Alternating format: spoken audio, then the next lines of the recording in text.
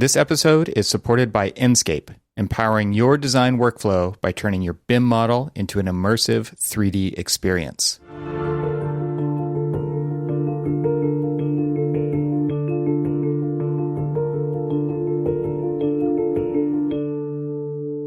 Welcome to the Troxel Podcast. I'm Evan Troxel. This is the podcast where I have a conversation with guests from the architectural community and beyond to talk about the co-evolution of architecture and technology. A little bit of housekeeping up front here. This is the final episode of Troxel for 2021, and I'm taking some time off to spend more time with my family during the holidays, and maybe you will do the same. I recently saw a post on my social feed that said, the challenge I'm doing this month is called December, and it's where I just try to get through every day of December. Dad jokes aside, I know there is immense pressure in architecture to get projects in by the end of the year, but I hope you won't kill yourself to make it happen. If there's one thing I've learned over the years, it's that the world doesn't end if an architect doesn't meet their deadline, and you'll never get that time back to be with your family. I hope you can rest and recharge because from everything I'm seeing and feeling, we all need it. In this episode, I welcome Atif Qadir, AIA. Atif is the founder and CEO of the PropTech startup REDIST, which operates in the real estate development arena, and he says that $100 billion of real estate incentives are claimed every year, and his team is building the tools to make that more accessible so better buildings can be built. He was previously a member of the acquisitions and development teams at Extel Development for real estate deals across the United States and Canada. He also worked at Turner Construction and at Gwathmey Siegel Kaufman Architects. A licensed architect himself, he is a frequent speaker on real estate and entrepreneurship at Columbia, Harvard, MIT, and Yale. Atif serves as a city planning commissioner in Hoboken, New Jersey, where he lives, and he sits on the boards of the Hudson School, Haven Adolescent Community Respite Center, and On Guard Arts. He received his bachelor's degrees in architecture and in urban planning from MIT and his MBA from Columbia Business School. He's also a fellow podcaster over at the American Building Podcast, which is a podcast series sponsored by Michael Graves Architecture and Design that he hosts. In our conversation, we talk about his mission to aggregate available resources that are difficult to find and access in order to help redistribute financial and what he calls near monetary incentives in the real estate development space, the lack of coordination between governmental agencies' data, how he built a team and leverages their superpowers, how his career led to REDIST coming from an architectural background, and so much more. This was yet another fantastic conversation, and I hope you enjoy it and share it with your colleagues. So without further ado, I bring you Atif Qadir.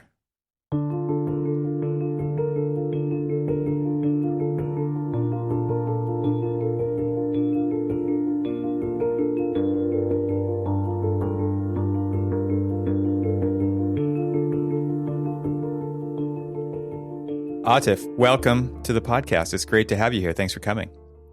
Thank you so much for having me. I've enjoyed listening to a number of your episodes before, Evan. I'm looking forward to the conversation. I'm particularly interested. You're the first person on the show, particularly in the real estate arena. I don't know what else to call it. That works. So it's an arena where people fight with each other to the gladiator. Death. That's how it works. That does sound like real estate. I mean, especially when you slap that giant stack of papers down in front of somebody. That's all. Yeah, It's like fight or flight. You have two options. Fear is a big motivator in this industry. Yes, I bet. So tell me about REDIST and what you guys are doing with that and why you're doing that, because I think it's an interesting take on, I assume, what you did working in all the different capacities that you have, saw some dots that needed to be connected. And I've had a previous guest on the show that talked about kind of the dysfunctional state of data that's out there and who can have access to it. And is it, there's so much inconsistency. So I imagine there's an amazing story in here. So I would love it if you would take it from there. Yeah, absolutely. So what REDIST is, it's a startup. So that means it's focusing in a particular arena, which is real estate, and on a particular problem, which is the capitalizing of real estate deals, using technology as the tool to improve that process. So taking big picture, the thesis that we are focused on, and the one that we spend all our time thinking about, is this notion that's very unique in the United States is very unique in following, which is that public taxpayer-funded resources, so our taxes, should be used for funding private economic activity in order to deliver a public social good. So essentially, it's the partial privatizing of responsibilities related to affordable housing, energy efficiency, downtown revitalization, and jobs, which are the four main things that American incentives tend to incentivize. The reason why this is so unique is that it's $100 billion that is redistributed every year through various levels of government. And no Western or developed country approaches that to even within a mile of that. It's the amount of money that's so unique, and it's the fact that the real estate industry is the foundational industry that is the recipient of these types of incentives, with the idea being that the process of building is able to touch all four of those different categories. That's REDIST and the big picture of it. And you're absolutely correct, Evan. It came from an actual personal experience. So of our 8 team members, almost everyone to a T would describe themselves as a real estate person before a tech person, because they all came from the industry, whether they worked at Extel or the city of Hoboken. I'm a city planning commissioner there, like myself, or my co-founder at Goldman Sachs. That's kind of the background that we come from, New York City real estate and finance.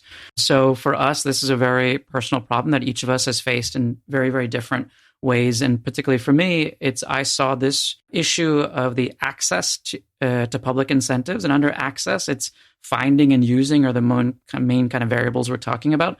That was a reality, whether you worked at a huge fancy company like Extel Development or a small company like my own, Amanath Properties, that I started when I left Extel, or on the public sector. So when I was appointed a city planning commissioner 2 years ago, I saw that was similarly the case, is the issue of access to these incentives was a big problem. So you're absolutely correct. That was the foundation to it and the process that we took to getting there. And so a couple of things. First, I guess your name is a play on the redistribution kind of idea plus real estate, right? The RE. I see that all over the place on Twitter, especially the RE. Like there's a guy, Jake, that I follow on Twitter. It's Jake REI, and it's real estate investor. But I thought he was just a fan of the company REI until I finally clued in. So this idea of redistributing these incentives that are available that not everybody has access to or can find, even be aware of, is a value-added service to a lot of these people. Like what are we actually talking about when it comes to what's available? The real estate incentives, that broad terminology relates to anything that would encourage someone to do something that they wouldn't. I mean, that's the idea, that they wouldn't do otherwise, right. But that's a whole other part of this discussion. Black Friday sale. Yeah, you don't want to go shopping, but man, you're just compelled to. Of course, like everyone has to have Cyber Monday because no one likes to shop online, right? Yeah. I think so. Basically, incentives encompass anything that is monetary, and we also extend it to consider near monetary things. So for us, what that means is tax credits, tax abatements, grant programs, low interest financing, rebates. Those tend to be the broadest sweep in terms of the classes. And then each of those tend to do with different types of taxes. So, for example, tax credits can deal with federal income tax versus state income tax. All in all, there's about 17 categories that we track.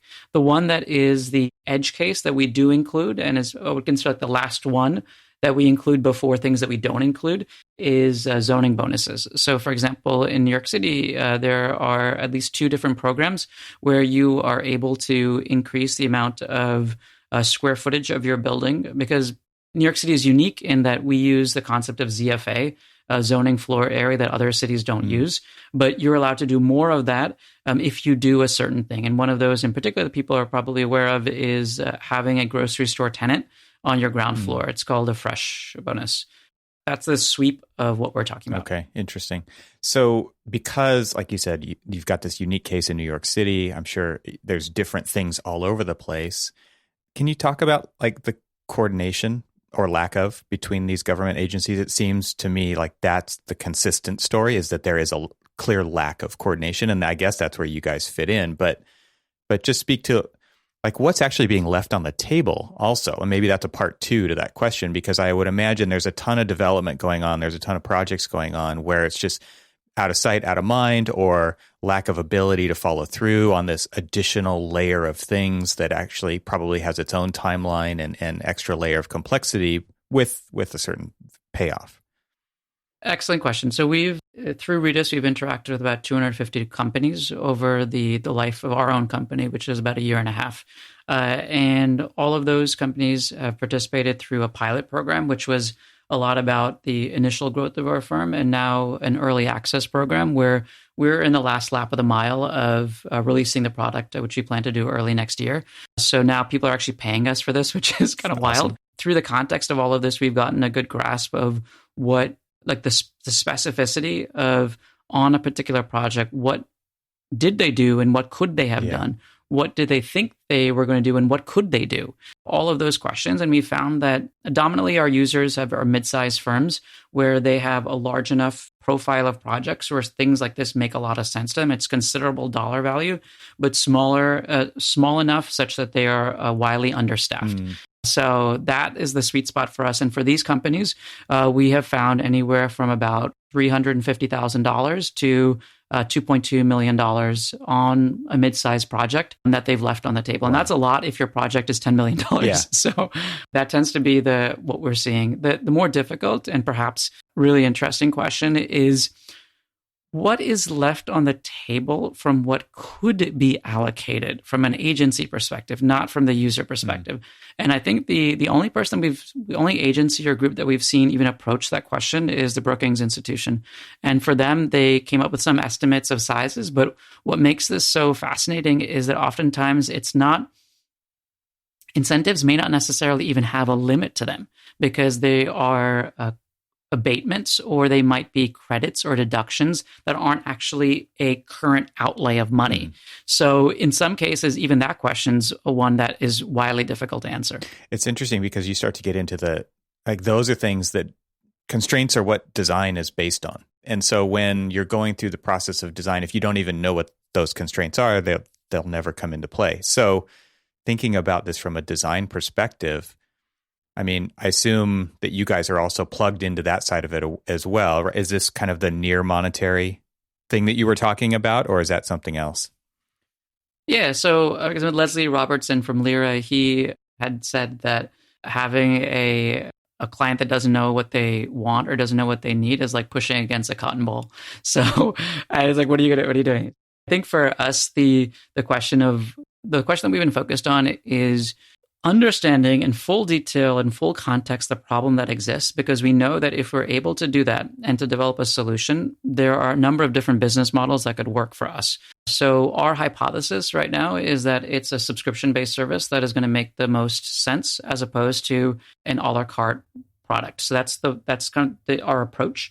But to be frank, that is something that we're open to exploring on our path to getting to the release of the product next year. It seems like, as architects, and I want to get into kind of how architects fit into this, because part of this is probably just, I assume, just an awareness of offering this value or working with you guys on the back end or pre-project to kind of get these constraints set forth so that you know what you're up against, but also to give that value to the owner as you go through the process.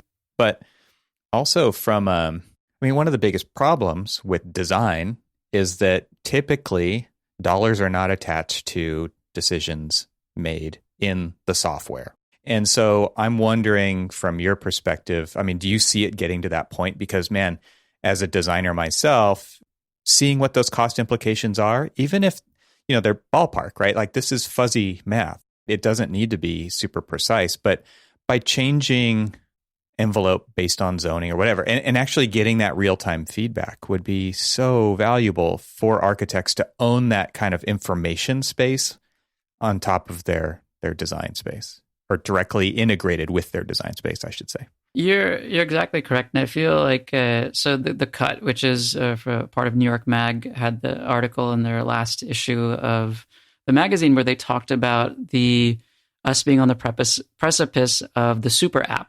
So the super app that allows you to do all of your consumer things, like, for example, finding a date, finding a taxi, and paying your bills all together, which is something that's common in India, Indonesia, and China, but just hasn't come to the United States yet. I think that we're probably we're further from that as an industry in the United States, but I can see an eventuality. And let me kind of explain this, is that for us, the focus is this connection of incentives to the decision maker. Namely, we're like the vanguard of that is the broker, and then secondarily is the actual owner of the asset, so developers and investors. But not too distant from us is a product like CoveTool. So Sandeep Ahuja, one of the first investors was Urban Us. So I've had a chance to talk to them and to their investors as well. Their focus is helping particularly engineers and architects to understand the implications of a particular envelope design to their sustainability goals. Right. It's not that big of a leap of logic to imagine if there were a monetization super app for the real estate industry to have us there and them there, and you're able to toggle between the two in order to understand not only what are the sustainability implications, but then the next leap being, oh yeah, these are the incentives that you can get. And oh yeah, P.S., because there's these other ones you weren't thinking, maybe you should go back and change the design in order to accommodate this money that you're able to get if you did. And then this all leads back to that kind of lack of coordination, because now you're actually having to kind of, location matters.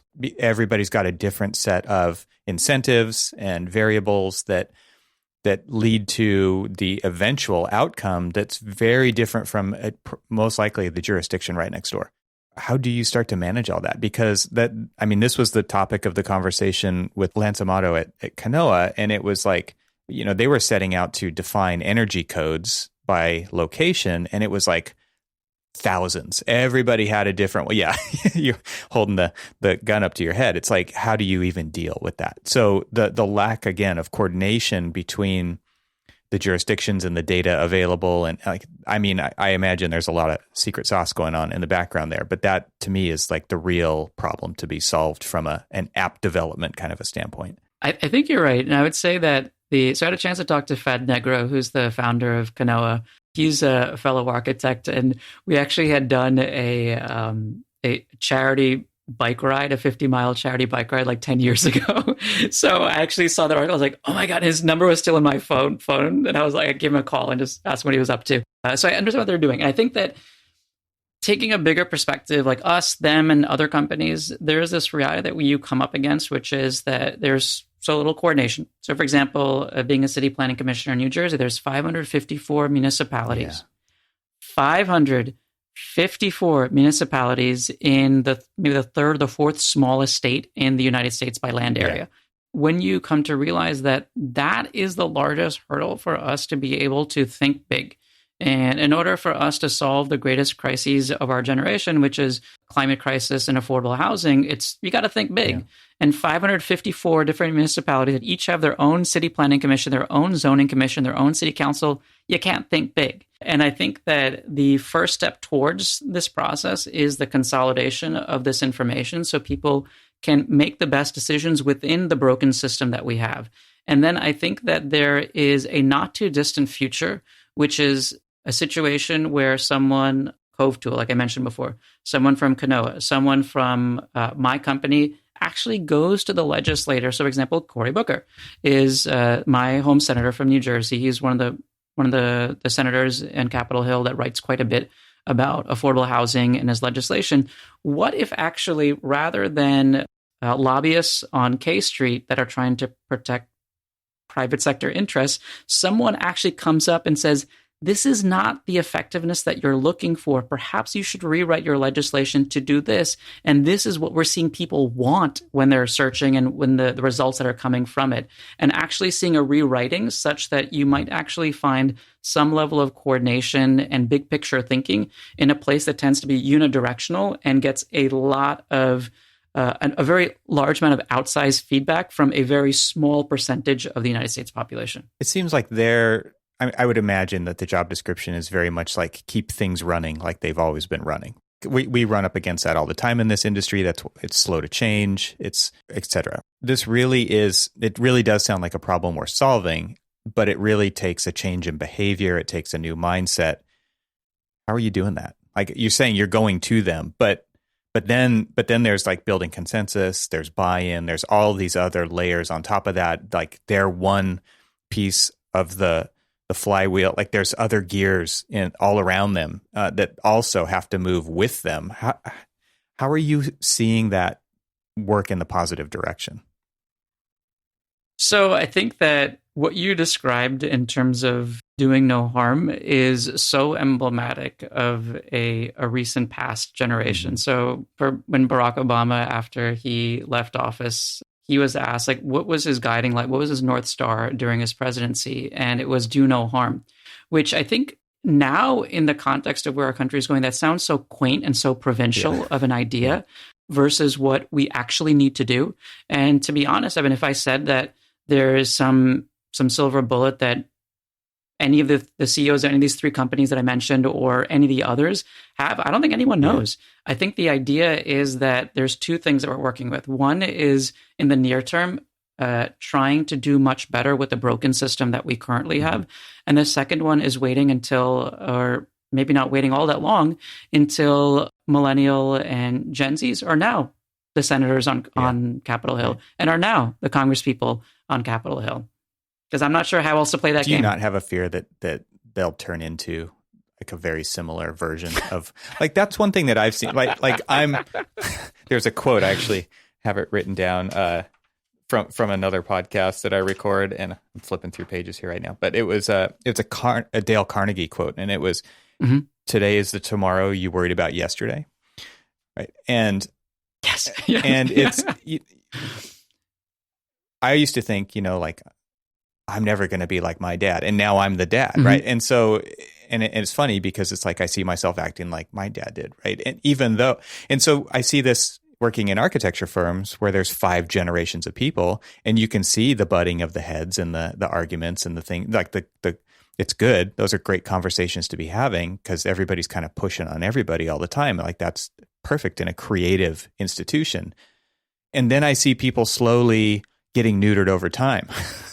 And that to me is the biggest fear, because what we don't want to see is people who think one way now and act one way now not act like that in the future. Because if there is consensus at those earlier, younger ages to make these changes for better, for these big, audacious reasons, we got to keep that alive somehow, and that momentum. I think you're right. And there is this kind of funny arc that always happens with the American voter, is that you start out as Bernie Sanders and you end up as Mitt Romney or now as a Donald Trump. I don't think that arc is one that is really reflective of the reality and the nuance of things. Because I think if you look at the point at which the United States had the largest expansion of legislation aimed at social welfare, that was the New Deal. A lot of that happened across a political spectrum of thought, and it was one that found resonance across a large number of age groups. I think that if you are able to really message and explain the benefits of things, I think that you might be able to find a consensus across traditional boundaries. And I think for us, we don't particularly see public incentives as something that is a party A issue or party B issue. It's actually one of the few things that finds massive consensus across all people in the political spectrum. And for us, we imagine that when it is explained in the context of jobs, downtown revitalization, effectively responding to climate issues, and housing for everyone in a way that they find affordable, not just urban, not just people of color, not just the little kind of slices and dices that like to be done when people kind of talk from their special interests, but actually broader. I can't imagine anything more American than that. And if we as a company, or we as a collection of people that are working in this arena of technology to change the real estate industry are able to communicate that effectively, then I think we might be able to get beyond this kind of transformational arc by age that you were describing. Yeah, so finding that common ground that kind of does slice consistently through the generations makes a lot of sense. So when you present it, do you present a grand vision like you're talking about, or is it a balance? We talk a lot about this in our company is training the pigeon, the one little step, because if you go 3 steps out, it's like, oh, I'm overwhelmed, I'm out, So is it finding that balance? Is it more on one side of that than the other? How do you guys approach that? So to be honest, that's a conversation that we continue to have. And what is so fascinating is as a CEO, my responsibility is to do both of those things. Yeah. So at the same time. So I think that, for example, I can mention to you how we have been adjusting and tweaking what our tagline is. So initially what our tagline was, REDIST makes it easy to find and use the $100 billion of real estate incentives that are given out every year in the United States. Okay, that is tactical. That is product focused, and that is action oriented. Great. That's wonderful. And where we have now arrived in our transformation is to say that REDIST unlocks public incentives in order to transform America. So yes, that is audacious. Yes, that is aspirational. But I think that there might actually be a context where the same day I'm saying both of those things to different people or the same people at the same time. Depends what language they speak, right? Exactly. Yeah. Yeah, I could see some of those words sticking out more to certain people than others, right? So you've got to feel that out and approach it. It's like you do A/B testing in the same conversation. Which one did you gravitate toward? Yeah. And I think a lot of that is some of the most successful design firms do that. So Michael Graves Architecture and Design, they're actually an investor in REDIST, and we co-produce the American Building podcast together. I think that their leadership is quite apt at understanding that messaging and how you say certain things to certain types of clients. And in order to find the thing that's resonant, because I feel that too many Starchitect firms give the impression and perhaps also do this thing where, hello, this is the beautiful shiny object I prepared. Do you want my beautiful shiny object? Right. As opposed to this other way of having that conversation. Yeah. Let's take a moment and talk about the sponsor of this episode. Enscape is a leading real-time rendering and virtual reality tool for the global AEC market. It plugs directly into your modeling software, giving you an integrated design and visualization process. With Enscape, you can render in real time and walk stakeholders through your rendered model with incredible ease. Now buildings can be experienced long before they're built. And I have to add here that it's fun to use. Seriously, you cannot underestimate this. It's what makes this tool so amazing. This is something that most CAD and rendering programs can't claim. It democratizes your ability to create beautiful renderings at any time during the design process and use it as a tool to make valuable decisions during design. And as my friend Clifton Harness of TestFit says, it's one of the few well-established companies open to innovating in AEC. And you can see the outcome of this, where his company recently showed off how they were able to take advantage of the new Enscape SDK to incorporate the real-time renderer with TestFit. More than 200,000 unique monthly users from over 150 countries use Enscape to envision better designs. Don't be left out. To learn more or sign up for a free 14-day trial, visit enscape3d.com/TRXL today. That's enscape3d.com/TRXL. So I've been through that process many times, going after projects and kind of competing for projects. And not to go too far down a tangent here, but I do feel like there's designers out there who are very comfortable being in the position of figuring that stuff out on the fly. And then there's other architects who go in where everything is pre-scripted and we're not going to go off script. I probably fall somewhere in the middle, but I think that the first one that I talked about there, where it's like on the fly, figuring it out as you go, it gives you that opportunity to read and react and to move that conversation. And it takes a lot of skill to be able to do that well and not totally tank the conversation because you don't know what you're going to say next.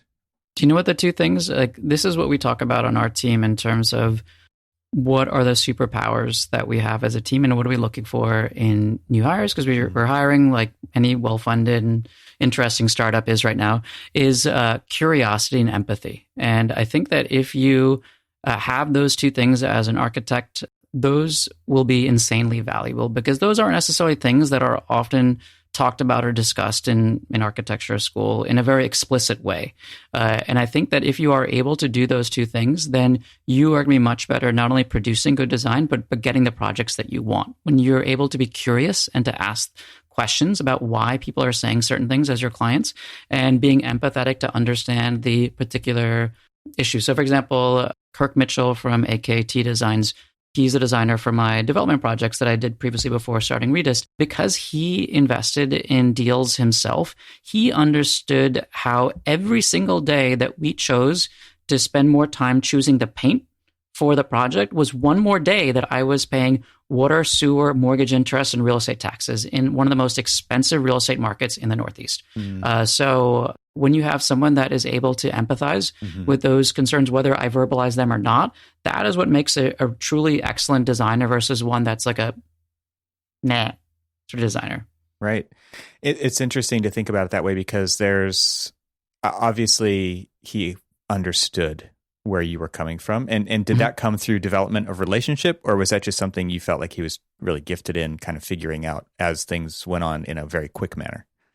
I think it's both. And I think that it has to be in your nature to want to be curious and empathetic because it takes time to be those two things. It's much easier to be dictatorial or declarative.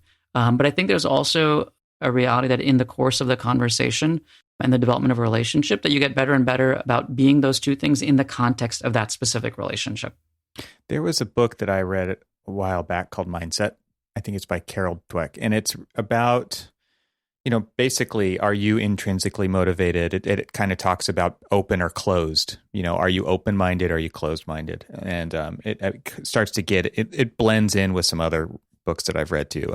Drive by Dan Pink is similar, right? They're talking about motivation and mindset and openness versus closed. And so I kind of think, there's a lot of research that shows that this idea of being open-minded is hard to cultivate. It's embedded in you. So finding that person is a key. And there's tons and tons of research that's gone into this. It's interesting to think about. I think that what I have found in my own work experiences is that there are certain things that are coded into people's behavior depending on their gender. And I think in particular, what I have found is with Redist, as we've hired more and more women on our team, I feel that the ability to be curious and empathetic as a whole for our team has shifted in such a positive direction. And I feel like if someone talks about, and I don't mean like even saying the word DE&I because it institutionalizes something that's actually much more personal, which is diversity, equity, and inclusion, is that if you do it from a very cynical perspective and from a very like, oh God, they're telling me to do it sort of a thing. Right. I don't think you're really going to reap the business benefits of it, which is to have people that are wildly curious and empathetic because they come from just different coded behaviors as gender, potentially different experiences based on their class or race or any other background that they have. I find that such like an interesting kind of tag along idea with what you just described, which is actually something that's so good as a CEO to realize because you can take advantage of that as a business and get a better business for it. Yeah, same thing with extroverted but in complementary to introverted. And there was another book, Susan Cain, I think, wrote Quiet, and it's all about introversion, right? And understanding introverts. And what's interesting was most people in the firm that I was at were introverted. And I think that that's very interesting because this community celebrates the extroverts, and it has for a long, long time. If you think about like the Fountainhead, for instance, right? It's the man on worst top of book ever. Right. But that's worst. And that's what it is. It's idolizing this not just extroverted, but the ego and all of these other things, right? So when you think about even the Starchitects, right? Like that's what people think about is that they're thinking about probably, I would venture to say that it's mostly extroverts who are attention grabbing and they're the ones who want to be on the magazine cover. They're actually asking, right? And where the introvert would never even ask that. Never, I don't want to be there. Don't put me there. I'll stay here and I'll do kick-ass work and I'll just stay under the radar. Yeah, it's interesting to think about that from a team building perspective because when you are, and you said you have a team of 18? I would hopefully 18 soon. We have 8 right now. All right. So 8, sorry. The idea is to complement by all of these pieces of the puzzle fitting together, right? Because what we've seen as far as habitually throughout the generations is hiring like you've already got, right? It's like-minded. And I think the difference that we're talking about here is the difference between being like-minded and being like-purposed, but not like-minded, right? Those are two very different things. And I think in particular, what I find is that I think we're on the precipice of change in terms of, in our industry, and design. Let's talk about design a little bit more than perhaps technology. That's kind of a different part of the real estate industry. But with design, I think that for so long, the way that we awarded and recognized the Pritzker, so the Pritzker is focused on the individual, as if the fallacy that there was this one lone wolf at a firm was responsible for all of the amazing work that was done. Right. And I think if we perpetuate that idea, then we end up in situations like this. Someone like Richard Meyer, who you can just Google him and you know why he's no longer at his firm, and someone like Zaha Hadid. So I think that there's a lot to look up to her. She's a fellow Muslim. She was. She's from an Arab background or a non-white background. She's a woman. So many things there to look at. But I think what I found particularly cutting about when you allow this lone wolf aesthetic to perpetuate in our industry is that someone like her can say, in regards to the World Cup stadium in Qatar, that when asked about what responsibility does she bear in regards to the working conditions of the people, largely from countries like where my family's from, so from Pakistan, India, Bangladesh, what responsibility does she bear to tell the clients that if you're building this building I designed, there are certain things that you must be responsible for. And she said, my responsibility as an architect ends at the design. Yeah. And I think that lone wolf is the lone wolf congratulatory structure allows for those things to happen when that may not be reflective of the largest priorities of the people that actually get work done in our industry, which are the mid-level and the junior level people. Yeah, the introverts, right? Exactly. Yeah, absolutely. Okay, so I'm just curious, maybe final segment of the show, if this were, how did you get to this position? I think it's interesting from obviously from what I can tell, you care about design and you do think that architecture can change the world. I mean, you're talking about these bigger ideas. We're talking about climate change. We're talking about sustainability. We're talking about having housing, right? Like the housing crisis. So how did you get to this point and how does architecture fit into that? I think for me, so I'm a licensed architect. I have the 3 letters after my name. So when someone asks me what I am, I will always say an architect. And I think that is such an empowering thing to be able to say, because I don't believe that architecture is a vocation. I think that architecture is much more about being a problem solver and with curiosity, with empathy, understanding a problem and creating a solution for it, whatever your context is. So if it's designing a building, if it's building a building, if it's developing a building, if it's building a startup, any of this, I think it's the same situation, just a different media or a different platform to do it. I think that the path to getting here was to be able to recognize that architecture is not a vocation, not only a vocation. And I think the second one is believing that there is a path beyond corporate America.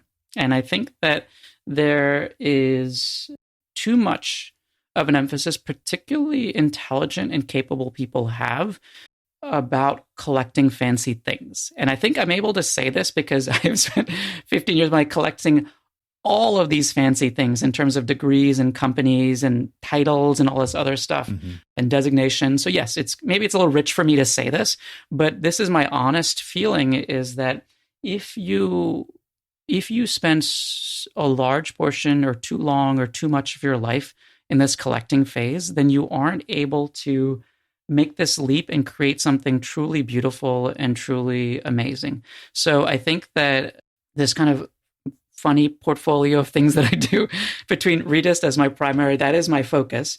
And then the podcast is part of our way that we communicate our company's value to the greater world and partner with Michael Graves to do it. Or being a city planning commissioner with some of the free time that I have to understand what is the public context to what we're doing. All these things, I think, wouldn't have been possible if I imagined that my greatest kind of being, or my greatest way of existing, was that I had to work at a company where people recognize their name, and I got a salary for it. Mm-hmm. That, I think, that's it. I think understanding the fact that architecture is much more than a vocation, and realizing that your career can be beyond corporate America. Yeah, I think that kind of vocation adjacent, you talk about being a licensed architect or a registered architect, depending where you are. I love what you said earlier about being a problem solver above and beyond, right? Like that really, to me, is what that license is about, is saying you're a licensed problem solver. And, talking about things they don't teach in school, I think this is one of those things, because what you're talking about is that this type of thinking applies to any kind of design problem. And I think I use the word design problem loosely, because if you're a problem solver, right, it doesn't have to just be design, but it does fit into so many other places. And I think that people only understand that by experiencing it, people outside of the sphere of architecture. So if it is a question, like you're serving on the city council, city planning commission, city council is an elected one. That's right. I have no interest in running. You're like holding up the cross. No, not that one. So if you're serving there, I mean, I'm sure you're able to maybe convey that because of that exposure level to people who show up to those meetings, which is probably a kind of a revolving thing, right? People show up for different reasons, and they're not going to be there all the time. So it gives you that ability. I think that having an outlet like that is a great place to showcase that ability. And it's kind of like you're on the clock when you're there in that capacity. It's just like, what's the problem? Let's solve it. And it's not necessarily like, I'm only going to be here if it's an architectural problem. So I love this idea of kind of being a licensed problem solver and expressing ourselves that way, because I do believe that architects can be applied to just about any kind of a problem and help make it a better solution because of that training and because of the experience that we've had on the scale that we have. In particular, I would say that I've been really impressed by the AIA and a couple things. One is who the AIA has chosen as their keynote speaker for our annual conference. And I think having, for example, the partners in charge of business development for a big. Yeah, that was a fascinating talk. I love there. That one. Yeah, it was fantastic. I'll send you my notes. I took this beautiful kind of notes from everything that Sheila was saying. I think you might be interested. I'll send it to you. Maybe include in the show notes or something. Absolutely. And one of the other ones is there's a psychologist that talked about how do you express confidence in what you're doing, with this idea that how do you sell better? I think that was the extrapolation of it. I think that I've been particularly impressed about with the AIA. And the other one is that there actually is a group within the AIA that talks about legislation and ways that our industry can actually be active and advocate for things that make sense. For example, the historic tax credit has been on the chopping block again and again and again and again this year as part of the reconciliation budget, which is absolute nonsense. It shouldn't be. That's the craziest idea ever. But I think until you have our industry mobilize and say, no, just like the same way the pharmaceutical industry mobilizes around everything that's of value to them, why shouldn't our industry be doing the same thing? Yeah. So how do you get architects to pay attention to that when they have a deadline every week? It's a good point. I think it's tough. I think the tactical one is, for example, the AIA has a mailing list that I joined when I went to one of the conferences, and they just send you out like text blasts about call this senator about this or call it. Right. That's an easy tactical one. I think a larger one would be taking appointed roles, for example, like the one that I'm on. And then if it's in your blood and you want to do it and you want to get into that arena, run for office. Like, how is it that we haven't had a senator yet that's at least that I know of, a U.S. senator that's not an architect? Yeah. I don't think there's very many, if any, architects that are in the U.S. House as well. How is that when our industry touches every single other industry and has such a critical role in the way that our cities, towns, and rural areas even look? Yeah, there was a talk that I gave about autonomous vehicles and like their impact on architecture, right? Like that was the idea. And it was how many people are working on autonomous vehicles as an example. This shiny new tech objects, it's autonomy, level 5 autonomy. What are the implications of that in the community that you live in? Okay, so how many people, I don't know, globally or even just in the industry are working on autonomous vehicles. It's got to be tens and tens and tens of thousands of people. How many people are in your city, in your jurisdiction, are thinking about the implications of that? 3, 2, 1, 0? It's that small. And I think in similar, I had a chance to talk to Matt West. So he's running for, I believe it's a new seat in the state of Washington, new U.S. House seat. And my friend Robin Logsdon is his campaign manager. So I had a chance to talk to him. And he is a cryptocurrency investor that is running for U.S. House. Imagine if we had a cryptocurrency developer and investor writing the legislation about cryptocurrency that's going to be coming down the pike, that's not already, Absolutely. Versus someone who is, no offense to anybody, but someone who's 80 years old and is a good 60 years away from any understanding of what any of that stuff is. And now just take that example for us, anything related to our industry. Yeah, there was did you see what Wyoming has done? They made cryptocurrency kind of one of their, I don't even know how to say it well, but basically the governor said, yep, it's good here. And Wyoming is a state that is, I think, the lowest population per capita, the lowest population state as well, just in numbers, but per capita even smaller. How do you attract people to, like, we've seen Miami be incredibly successful with this as of late, attracting people, because basically other cities like San Francisco is kind of the poster child for this right now. It's like nobody wants to be there, and then basically the mayor of Miami is like, how can I help, right? I see an opportunity here, and starting to run these jurisdictions like their companies, right? They're trying to attract talent. And so Wyoming did that with cryptocurrency.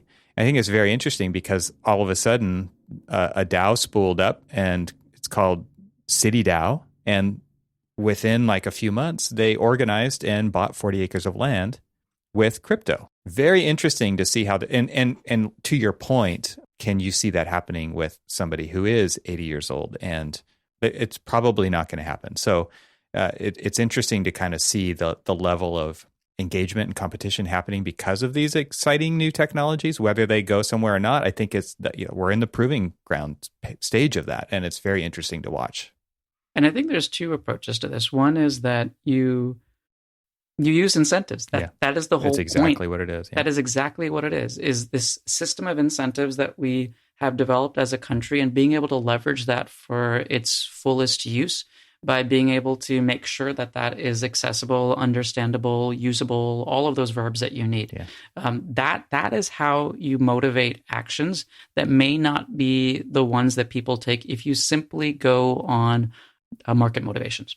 And not only that, but you're attracting the people who are going to opt in. I mean, there's a big difference between creating something that is attractive and incentivizing the right kind of person to want to opt in and go on that ride or go on that journey or, do that development or whatever that thing is, versus trying to implement change into an existing system where you're kind of pushing boulders uphill because everybody's resistant to it by nature because it's institutionalized and for all these other reasons.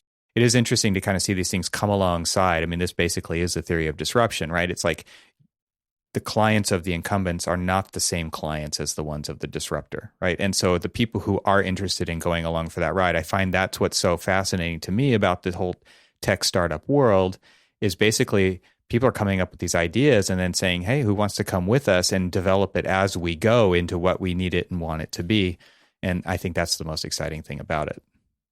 Because you're basically defining and solving your problem again and again and again and again. Yeah. And that's the coolest thing ever. I think it's really fun. Yeah. Well, thank you so much for taking the time to have this conversation. I think the whole real estate angle, especially from an architect's perspective, is fascinating. And I could definitely see like a part 2 to this because the conversation, there's a lot of depth that I'm sure we can get into. So good. Maybe that'll happen. As you said, your launch is kind of coming early 2022. Awesome. Yep, well, absolutely. I would love to talk to you again at that point. So is there anybody can follow along with what you guys are doing? Where are you guys most active online? Sure. So I think the best places to check us out would be going to the REDIST website. So that's redist.us, and checking us out on LinkedIn. And also, if you are interested in a more conversational approach to this idea of incentivizing and how we capitalize buildings, check out the American Building Podcast. You can just go to americanbuildingpodcast.com. And REDIST co-produces that with Michael Graves, Architecture and Design. Thanks, Atif. This has been a fascinating conversation, and I'll have links to all that in the show notes. And I appreciate you taking the time. Cool. Thank you so much for your time, Evan. Thank you to Enscape for their support of this episode. Visit enscape3d.com/TRXL today for a free 14-day trial.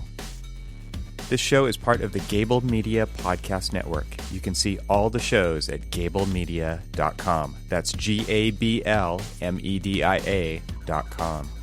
You can help support what I'm doing here by leaving a 5-star review on Apple Podcasts to help get the word out, and of course, share it with your friends. I'd love to hear from you, so leave a comment on the website at trxl.co/podcast, where you can find every episode. You can also follow me on Twitter and Instagram and YouTube. Just search for eTroxel. Talk to you soon.